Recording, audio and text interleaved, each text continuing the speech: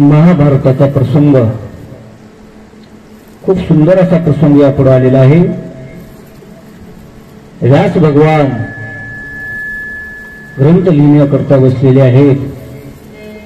भारत की ये कहानी सदियों से है पुरानी, हे ज्ञान की ये गंगा ऋषियों की अमर बानी, ये विश्व भारती है वीरों की आरती है, ये रीत नई पुरानी भारत की कहानी। महाभारत महाभारत।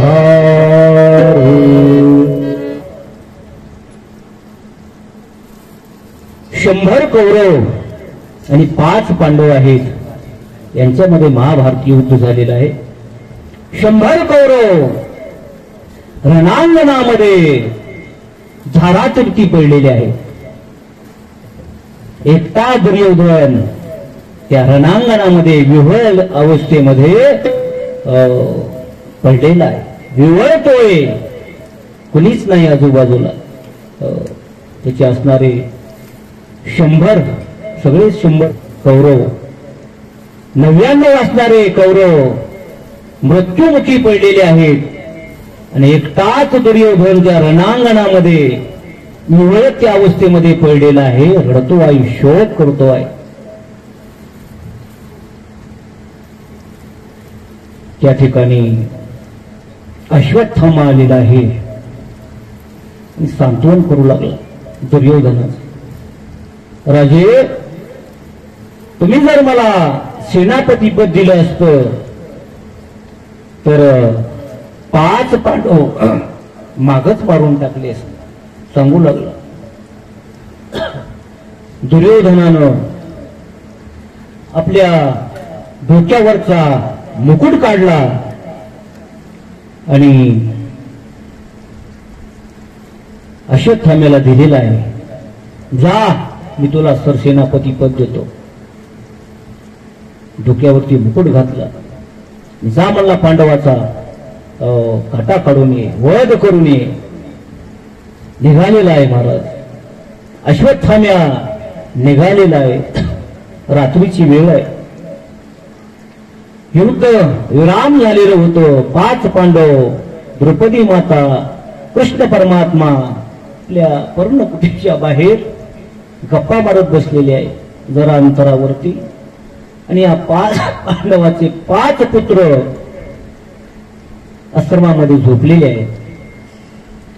अश्वत्थाम्या गेला, त्यानं बघितलं, डायरेक्ट आश्रमावरती गेला आणि 5 पांडवाचे 5 पुत्र झोपलेले होते। त्यानं बघितलंच नाही इकडे तिकडे। त्याला वाटलं पांडवच आहेत। त्यानं शस्त्र काढलं आणि 5ही त्या मुलांचे शिर धडा वेगळे केलेले आहे। 5ही शिर त्यानं आपल्या उपरण्यामध्ये बांधले, गाठोडं बांधलं आणि घेऊन रणांगणामध्ये दुर्योधनाच्या समोर आलेला। दुर्योधनाला सांगू लागला, राजे आणले म्हणला, 5ही पांडवांचा वध करून आलो। दुर्योधन म्हणू लागला, अरे एवढे माझे 99 भाऊ रणांगणामध्ये धारातीर्थी पडले, एकही पांडव मेला नाही। आणि चुटकी सरशी कुठं 5 पांडव मरत असतात का? बघू दे म्हणलं, काय आणलंस तू? त्यांची शिरच आणलेत म्हणला, डोकेच आणलेत। बघितलं दुर्योधनानं, त्यातलं भीमाचं डोकं कोणतं दाखव बरं म्हणले। भीमाचं डोकं काढलं, दाखवलं, हे भीमाचं डोकं आहे। दुर्योधनानं हातामध्ये घेतलं आणि असं दाबलं, त्याचं पिठच झालं मला, चूर्ण झालं। दुर्योधन म्हणला, हे भीमाचं डोकं नाही म्हणला। अरे त्या भीमाच्या मस्तकावरती माझ्या कितीतरी गदा पडल्या, चिमटून गेल्या, पण त्याच्या डोक्याला काही झालं नाही। हे का त्याचं डोकं आहे का? निरखून जरा उजेडामध्ये उजेड करून कंदिलाच्या प्रकाशामध्ये बघितलं, तर भीमाचं डोकं नव्हतं, तर भीमापासून झालेल्या मुलाचं डोकं होतं. दुसरे बघितले शिव, अरे पांडव नव्हते, ते 5ही पांडवाची मुलं होते.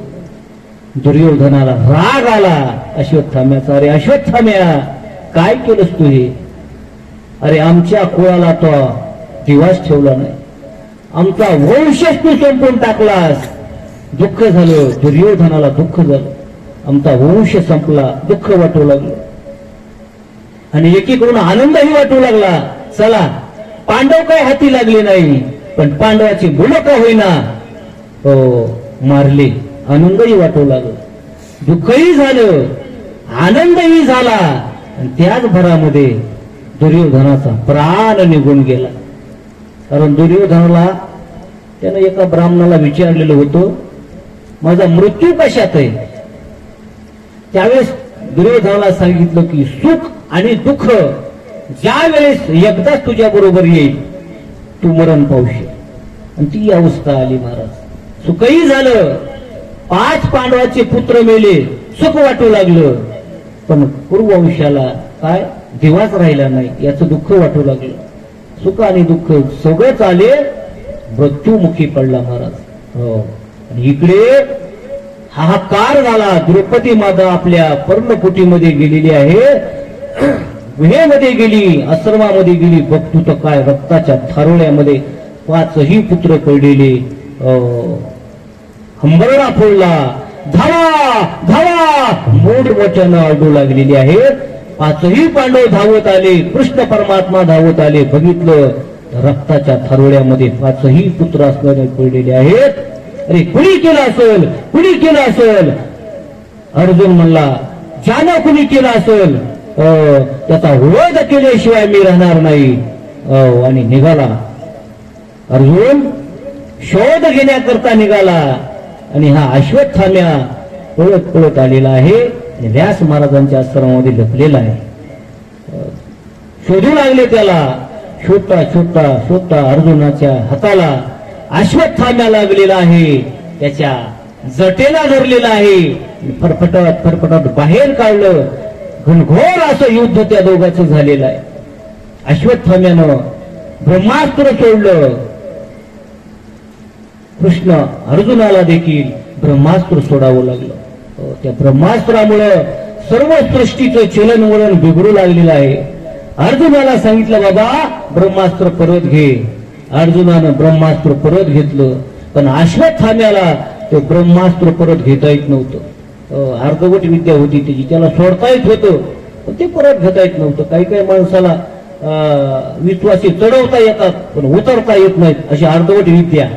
तसं त्याला ब्रह्मास्त्र सोडता येत होतं पण परत घेता येत नव्हतं. त्याचंही ब्रह्मास्त्र परत घेतलेलं आहे. अर्जुनानं अश्वत्थाम्याच्या गचोरीला धरलेला आहे आणि द्रौपदी मातेच्या समोर आणून उभं केलेलं आहे. द्रौपदी मातेच्या समोर उभं केलं. 5 पुत्र असणारे द्रौपदी मातेचे रक्ताच्या थारोळ्यात पडलेले आहे. किती राग आला असेल तिला, किती राग आला असेल. पण तिला राग नाही आला. तिला राग आला नाही म्हणून तिचं चरित्र आपल्याला ऐकायचं. तिला जर राग आला असता तर तिच्यातून आपल्यात फरक काय होता? मग काय कशाला चरित्र त्यांचं ऐकायचं? आपल्याला चरित्र याच्याकरता ऐकायचंय की काहीतरी आदर्श त्यांनी समोर ठेवलेला आहे.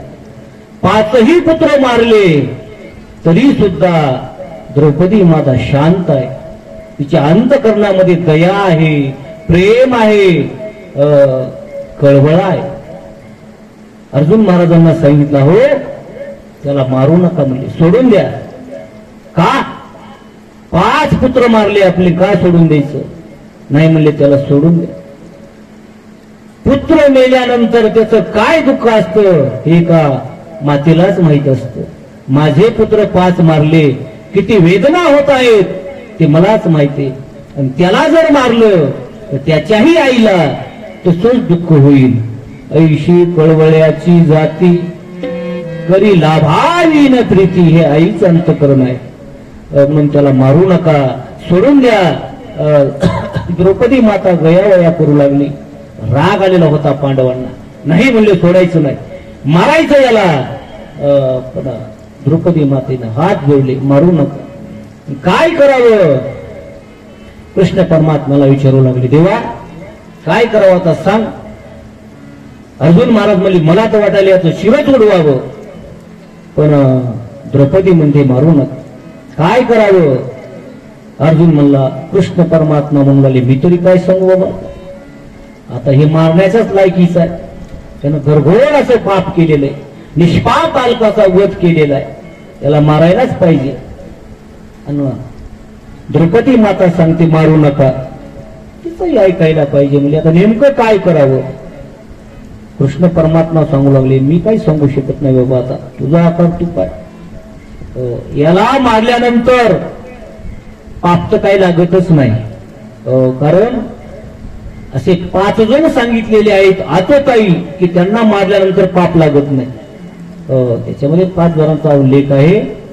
जो दुसऱ्याच्या पत्नीचं हरण करतो तो आतोताई आहे, जो दुसऱ्याचं धन चोरून घेतो तो आतोताई आहे, जो बालकावर अत्याचार करतो तो आतोताई आहे, जो दुसऱ्याचं घर जाळतो तो आतोताई. असे 5 आतोताई सांगितलेले आहेत.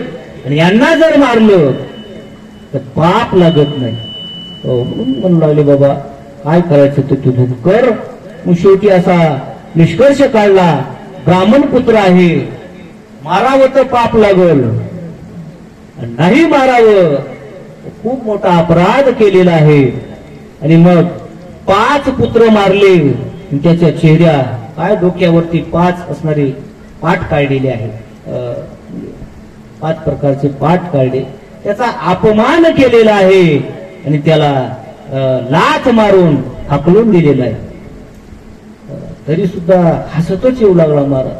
काही काही माणसाला हाणलेलं कळत नाही, मारलेलं कळत नाही, बोललेलं कळत नाही, अपमान काय मान काय काही कळत नाही महाराज. कळावं माणसाला, कधी काय बोलावं हे कळावं लागतं, कधी काय बोलू नये हेही कळावं लागतं.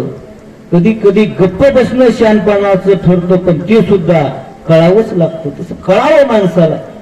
अपमान झालेला तरी कळावा, पण नाही हसतच येऊ लागला घरी. जाऊ दे, काढू द्या, आपल्या डोक्यावर पाठ काढू द्या, शेंदूर लावू द्या, लाथ मारू द्या, पण 5 मुलं मारली मला, हे काय कमी झालं का? येऊ लागला, हसतच येऊ लागला. येत असताना त्याला वाटेत कोणीतरी सांगितलं, एवढा काय हसतोस म्हणले, तुला वाटायला का पांडवाचा वंश नाहीसा झाला? नाही झाला म्हणले. अरे त्या अभिमन्यूची पत्नी उत्तरा आणि तिच्या गर्भामध्ये पांडवाचा वंश वाढतोय म्हणले. तुला वाटलं का 5 पांडव म्हणजे मुलं मारले म्हणजे वंश संपला? उत्तरेच्या गर्भामध्ये पांडवाचा वंश वाढतोय म्हणले. असंय का म्हणले? बर बघतो म्हणले तिच्याकडे बी आता, आहे का नाही? काही काही लोकांना धंदाच असतोय, असंय का?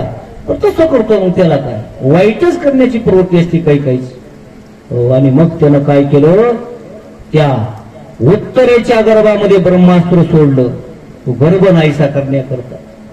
आणि उत्तरा त्या वेदना होऊ लागलेल्या आहेत, वेदना होऊ लागल्या. धावतच असणारी ती उत्तरा धावत आलेली आहे.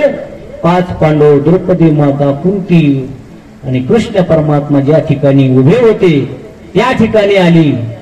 मोठमोठ्यानं आक्रोश करू लागली, सांगू लागली की बाबा मला खूप वेदना होत आहेत.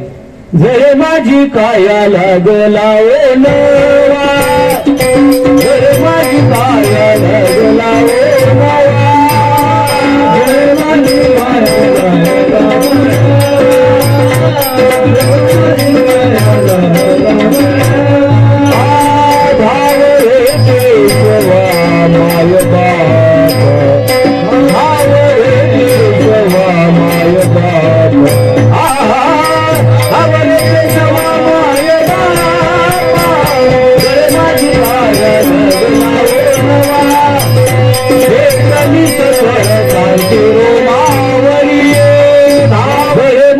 काया लागला ओ नवा, धाव रे केशवा माय बाप, धाव रे केशवा माय बापा भेटली सकळ कांती रोमावळी नाव रे होळी गहन झाली. देवा खूप वेदना होत आहे तरी देवा सहन होत नाहीत वेदना.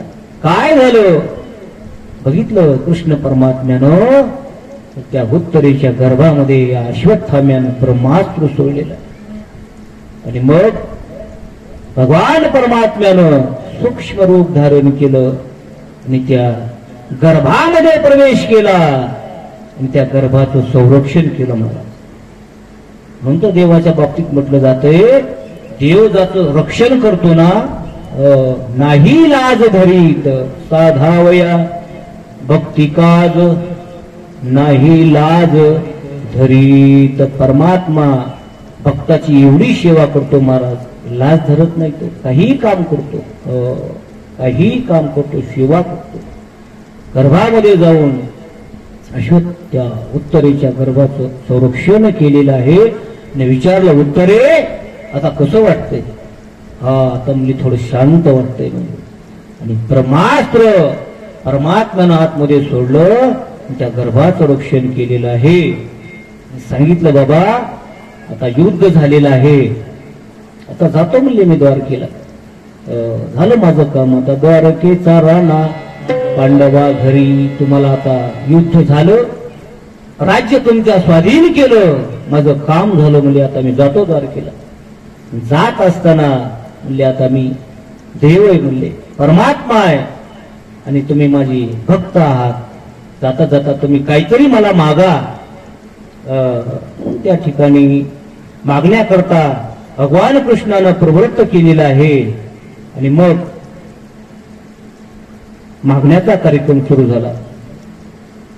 सांगितलं धर्मराजा मागा म्हणले काहीतरी आता. आणि मग जात असताना धर्मराजानं सांगितलं देवा माझ्याकडून धर्माची सेवा घडावी. शेवटच्या क्षणापर्यंत धर्माचे पालन करणे पाखांड खंडन धर्माचं पालन माझ्याकडून व्हावं ही मागणी मागितली. रात्री नाही का सुंदर महाराजांनी अभंग घेतला हा आणि याच्यावर धर्माविषयी बोलले महाराज. धर्म म्हणजे काय धर्माचं पालन म्हणजे काय. धर्माचं पालन त्यांच्याकडूनच व्हावं असं नाही आपल्याकडून सुद्धा धर्माचं पालन व्हावं. धर्म म्हणजे काय आणि सांगितलं महाराजांनी धर्म रक्षिते रक्षिता हा जो धर्माचरण करतो धर्माने वागतो धर्माचं रक्षण करतो धर्म त्याचं रक्षण करत असतो. म्हणून धर्म सांभाळला पाहिजे. आपला जो भागवत धर्म आहे या भागवत धर्माचं पालन आपण केलं पाहिजे. त्या भागवत धर्माचं पालन करत असताना काय केलं पाहिजे तरी सुंदर असं प्रमाण आपण म्हटलेलं आहे. सकळ धर्माचे कारण नामस्मरण हरि कीर्तन दया क्षमा समाधान संतजन साधिती याला धर्म म्हणतात. आपल्याकडून नामस्मरण घडलं पाहिजे हे धर्माचं पालन आहे. दया आपल्या ठिकाणी दया असली पाहिजे हे धर्माचं पालन आहे. एखाद्याकडून जरी चूक झाली लगेच त्याला शिक्षा करायची नाही. द्रौपदीचे 5 पुत्र मारले तरी सुद्धा द्रौपदी म्हणजे सोडून द्या त्याला का धर्माचं पालन आहे. म्हणून एखाद्याची चूक जरी झाली दया केली पाहिजे. म्हणून दया क्षमा केली पाहिजे. अपराध घडतो माणसाकडून आपण म्हणतो मनुष्य हा चुकीचा पुतळा आहे. जरी चूक झाली त्याला क्षमा केलं पाहिजे. हे आपल्या धर्माचे तत्व आहेत. जो असं वागतो तो धर्माचं पालन करतो. म्हणून दया क्षमा समाधान आपण सतत समाधानी असलं पाहिजे. आपल्या धर्माने सांगितलं समाधानी राहायचं लय वस वस वस वस वस वस वस नाही करायचं. आहे त्या ठेविले अनंते तैसेची राहावे चित्ती असू द्यावे समाधान. शेजाऱ्याला लईच बकळवाडी झाली आम्हाला लावायची होती पण उगा ह्याच्यामुळे हाय गाय केली त्याच्यामुळे असं मनामध्ये काही शिवलेच नाही. बरं झालं बाबा ठेविले अनंते ठेविले अनंते तैसेची राहावे ठेविले अनंते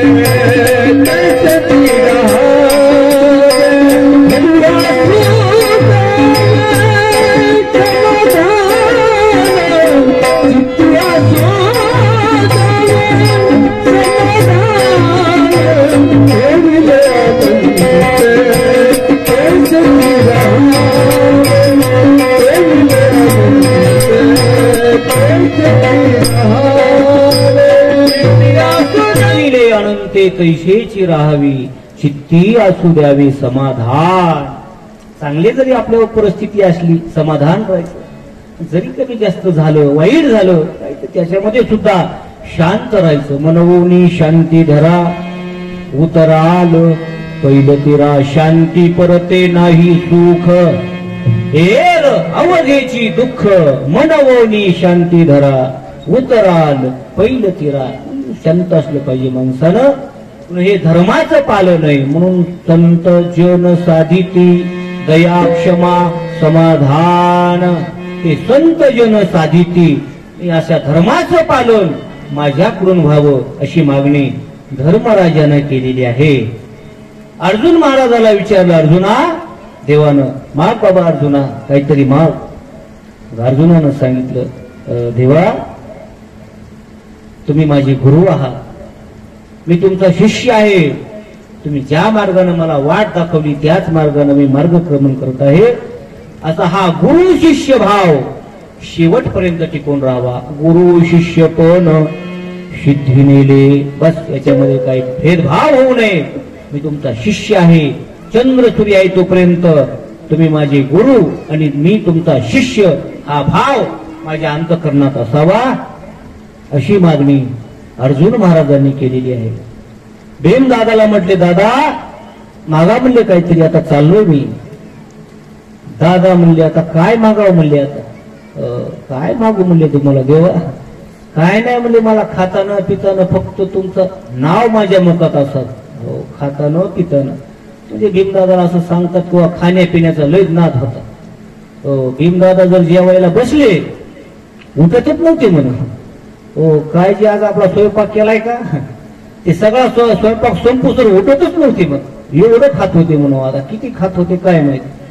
म्हणून खाता पिता मला तुमचं स्मरण व्हावं असं सांगतात. असं दृष्टांत मी ऐकला.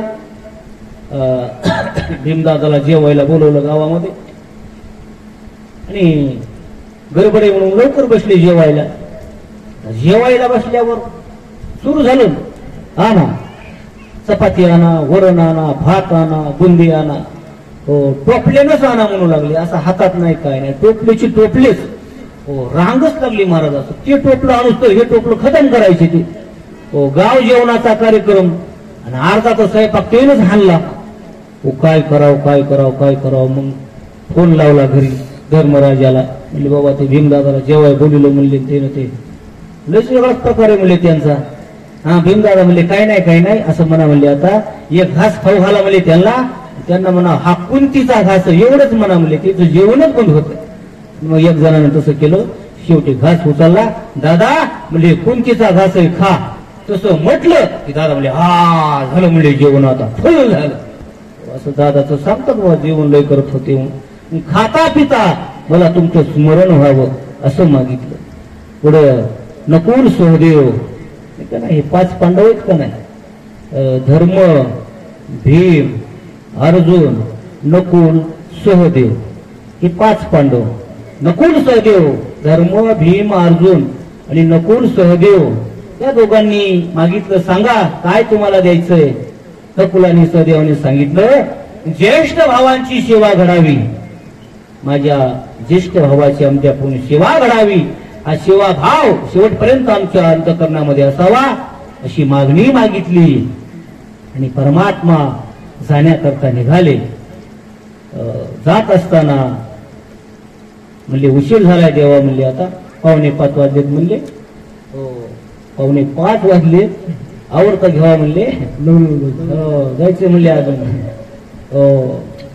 जात असताना सांगितलं, आजच्या दिवस राहा आणि सकाळी निघून जा. रात्री देव थांबलेले आहे. रात्री 12ची वेळ आहे आणि रात्रीच्या 12 वाजता भगवान परमात्मा पर्णकुटीच्या बाहेर आले. धर्मराजा एकांतामध्ये बाहेर एकटेच विचार करत बसलेले आहेत. भगवान श्रीकृष्ण जवळ गेले, विचारू लागले, धर्मा का बसला तिथे. त्यावेळी धर्मराजे सांगू लागले, देवा अरे एवढं युद्ध झालं, याच्यामध्ये आमचीच असणारे सगळे 100 भाऊ गत प्राण झाले. कोण कोण याच्यामध्ये किती हानी झाली.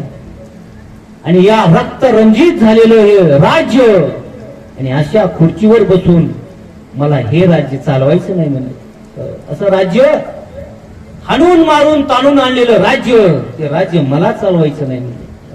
कारण राज्य चालवण्याकरता सर्वांनी त्याला सहकार्य करावं, बिनविरोध असतं ना त्या पद्धतीनं असावं. पण रक्ताने रंजित झालेलं राज्य मला चालवायचं नाही म्हणले. नको म्हणले, मला त्याचा त्याग करायचा आहे. विचार करू लागलेले आहे. देवाला वाटलं आता काय करावं बा, आता विजय मिळालाय, राज्य प्राप्त झाले, आता उगाच राज्य चालवावं. पण काहीतरी धर्मराजाच्या मनामध्ये आलेलं आहे. धर्मराजाला सांगितलं ठीक आहे म्हणले, उद्या आपल्याला भीष्माचार्याकडे जायचे म्हणले. भीष्माचार्य जे सांगते त्या पद्धतीनं तुम्ही करा. पण कृष्णालाही सांगता आलं असतं, पण भीष्माचार्याकडून त्यांचा वधून घ्यायचं होतं. रात्र झाली, सर्व झोपलेले आहेत. सकाळी उठले, भीष्माचार्याच्या भेटी करता सर्वजण निघालेले आहेत. किंवा भगवान कृष्णालाच भीष्माचार्याच्या भेटी करता जायचं होतं. काय नाटक करावं हे नाटक घातलेलं होतं. चला त्यांच्याकडून आपण ऐकू काय करायचं ते. आणि भीष्माचार्य त्या रणांगणामध्ये शरपंजरी पडलेले आहेत. भीष्मचरित्र खूप अगाध याच्यामध्ये. भीष्मचरित्र भीष्माचार्य ज्याला गंगानंदन असं म्हणतात. भीष्माचार्याचं नाव भीष्माचार्य का म्हणून आहे, तर भीषण प्रतिज्ञा करतात म्हणून त्यांना भीष्माचार्य म्हणतात. त्यांनी प्रतिज्ञा केली की बस ती कडीलाच लावणार म्हणून त्यांनी प्रतिज्ञा केल्या, अनेक प्रतिज्ञा केल्या. कृष्ण परमात्मा म्हटला, अर्जुना मी युद्धामध्ये येईल पण शस्त्र हातात धारण करणार नाही. तुला मान्य आहे का? ठीक आहे. आणि ही बातमी कोणाच्या कानावर गेली? भीष्माचार्याच्या. अरे म्हणजे कृष्ण परमात्मा आमच्या सोबत युद्ध करायला येतोय आणि सांगतोय मी युद्ध काय शस्त्र हातात धरणार नाही, म्हणजे आम्हाला काय त्याला येडगळ समजलं का? आम्ही काही वीर नाहीत का?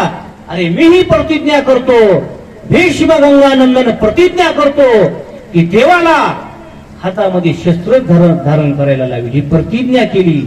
आणि शेवटी ज्या वेळेस युद्ध होत होतं, पुढे आपल्याला प्रसंग फटक्यात पाहायचा आहे म्हणून आलेले आहेत 5 पांडव, द्रौपदी माता, कुंती आणि कृष्ण परमात्मा ज्या ठिकाणी शरपंजरी पडलेले होते त्या ठिकाणी आले. आणि बघितलं, हात तर उचलत नव्हता, डोळ्यानेच डोळे झाकले आणि प्रणाम भगवान कृष्णाला केलेला आहे. कृष्ण परमात्म्यानं सांगितलं, धर्मराजाला आणलेला आहे, काहीतरी उपदेश करा. भीष्माचार्यानं सांगितलं, अर्जुन कुठे आहे? अर्जुना जरा समोर ये बाबा, माझं डोकं जरा अवघडले म्हणले, जरा ओशी दे म्हणले. ओशी दे म्हणल्यावर आपल्यासारखा गेला असताना घरातून उशी आणली असती, पण ती योग्याची भाषा योग्याला समजते.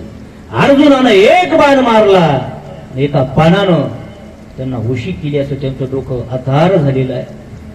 अर्जुना मला तहान लागलेली आहे रे, पाणी प्यायचं. अर्जुनानं एक बाण पृथ्वीमध्ये मारला आणि गंगाच बाहेर काढली. महाराज भीष्माचार्यांना पाणी प्यायचं नव्हतं, तर गंगा माता ज्या गंगेच्या पोटी जन्म भीष्माचार्याचा झाला त्या गंगे मातेचं दर्शन घ्यायचं होतं. गंगा प्रगट झालेली आहे. पाणी पिलं, तृप्त झाले आणि सांगू लागले, धर्मा तुला कृष्ण परमात्म्यानं या ठिकाणी आणलं, तुला उपदेश करण्याकरता नाही आणलं. अरे या कृष्ण परमात्म्याला या ठिकाणी यायचं होतं आणि मला माझे अंतिम दर्शन घेण्याकरता किंवा माझा उद्धार करण्याकरता येण्याकरता तुझं नाटक केलेलं आहे. तुला तर उपदेश करणारच आहे, भगवंताच्याच कृपेनं तुला उपदेश होणार आहे, पण माझा उद्धार करण्याकरता कृष्ण परमात्मा या ठिकाणी आलेला आहे. खडतर भाषेत बोलू लागले. 4 नीतीच्या गोष्टी धर्मराजाला सांगितलेल्या आहेत आणि सांगितलं, देवा 42 दिवस झालं मी या बाणाच्या शय्येवर पडलेलो आहे. काय एवढं का मला काय एवढं दुःख भोगावं लागतं आहे? सांगितलं तुमच्या मागच्या जन्मामध्ये लहानपणी तुम्ही असताना तुमच्याकडून एक सरडा मारला गेलेला आहे. तो सरडा तुम्ही एका त्या धोत्राच्या झाडावरती त्या गोंड्यावरती टाकला, काटेरी झुडपावरती टाकला. त्या सरड्याला वेदना झाल्या आणि त्याचं पाप म्हणून तुम्हाला 42 दिवस वेदना सहन कराव्या लागत आहे. इच्छामरणी होते भीष्माचार्य. इच्छामरणी वडिलांनी दिलेला आशीर्वाद होता. त्यांना आशीर्वाद दिलता शंतनू राजा. या शंतनू राजाने आशीर्वाद दिलता की भीष्मा, मला तुला देण्यासाठी माझ्याकडे काहीच नाही. का आशीर्वाद दिलता माहिती का? शंतनू राजाला पुन्हा विवाह करावा असा वाटला. चरित्र आपण ऐकलेलं आहे. आणि मग ती सत्यवती योजनगंधा तिच्याकडे गेले आणि म्हणू लागले, मला तुझी कन्या दे. त्या कोयानं सांगितलं, बाबा माझी मुलगी तुला देतो आणि तुझा मुलगा पुन्हा राज्यावर बसल, माझी मुलगी काय करत, मी तुला मुलगी देत नाही.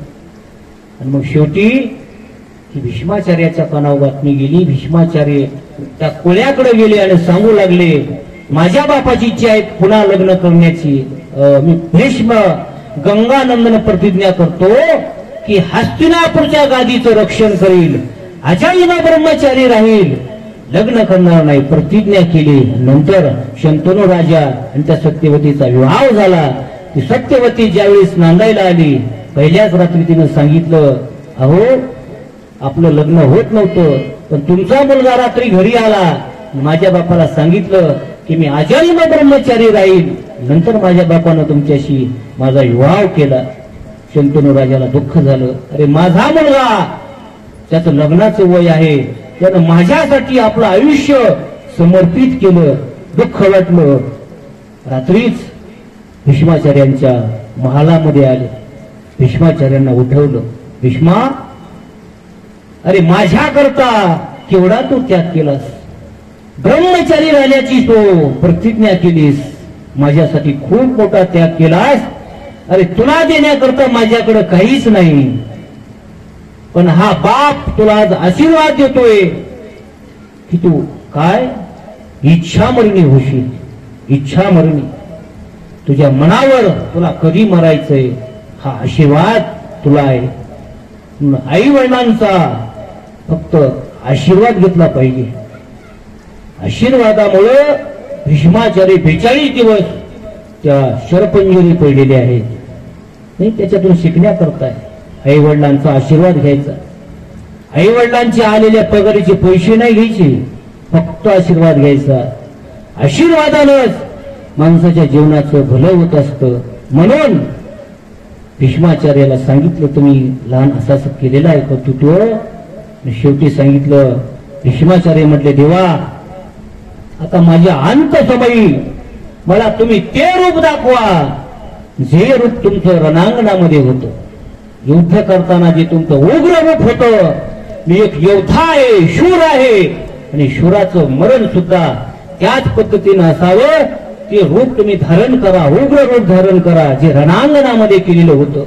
ज्यावेळेस भीष्माचार्य रणांगणामध्ये युद्ध करू लागले, युद्ध करत असताना अर्जुनाचं आणि भीष्माचार्याचं युद्ध चालू आहे.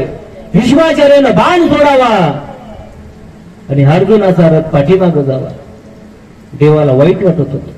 आणि मग ते तुम्हाला चरित्र माहित आहे. भीष्माचार्य इच्छामरणी होते. ते काय, अर्जुनाच्या पुढं शिखंडी उभा केला आणि मग भीष्माचार्याने बाण सोडायचं थांबवलं आणि मग देऊन अर्जुना सोड बाण आता त्या भीष्माचार्यावर. आणि मग अर्जुनानं बाण सोडले. भीष्माचार्याचे हात असणारे भूज उडालेले आहेत, थराथरती पडलेले आहेत. आणि राग आलता देवाला सुद्धा. देव रथातून खाली उतरले, रथाचा आता विध्वंस झालेला होता. राग आलता देवाला. देवानं त्याच रथाचं चाक उचललं आणि उचलून भीष्माचार्यांच्या डोक्यावर घालणार. भीष्माचार्य बोलू लागले, देवा हेच मला पाहिजे होतं. तू प्रतिज्ञा केली होती की मी शस्त्र उचलणार नाही. मी प्रतिज्ञा केली होती तुला शस्त्र उचलायला लावेल. ही माझी प्रतिज्ञा पूर्ण झाली, हे का नाही? भीष्मकोन केला खरा धनुर्धरा रक्षिले. ही परमात्म्याचीच लीला आहे महाराज. दोन्ही करूनही परमात्मा लीला करत असतो. अर्जुनाचंही रक्षण केलं आणि भीष्माचार्याची प्रतिज्ञा पूर्ण केली. भीष्मपण केला खरा धनुर्धरा रक्षिले. भीष्माने पण केला खरा, पण धनुर्धराचं रक्षण देवानं केलं. 2-3 अर्थ निघतात बरं का. भीष्माचा पण खरा केला आणि अर्जुनाचंही रक्षण केलं, हा एक अर्थ. दुसरा अर्थ, अरे भीष्माचार्यानं पण केला काय, मी देवाला शस्त्र उचलायला लावेल. पण भीष्माचाही पण खरा केला, अर्जुनाचंही रक्षण केलं. भीष्मानंही पण केला, अर्जुनाचंही रक्षण केलं. अनेक अर्थ त्याच्यातून निघतात. म्हणजे युग्र रूप मला पाहायचं आहे. त्या ठिकाणी अकराळ विकराळ रूप भगवंतानं धारण केलेलं आहे आणि भीष्माचार्याची प्राणज्योत निघालेली आहे. भगवान कृष्णाच्या अंतःकरणामध्ये येऊन विराजमान झालेली आहे. भीष्माचार्याचा उद्धार त्या ठिकाणी झालेला आहे. असं हे महाभारत खूप अगाध आहे महाराज. खूप आहे. सांगायला गेलं तर ते सांगता येतं आपल्याला, ती भरपूर आहे. संक्षिप्त स्वरूपामध्ये या ठिकाणी आपण हे महाभारत प्रकरण पाहण्याचा प्रयत्न केलेला आहे.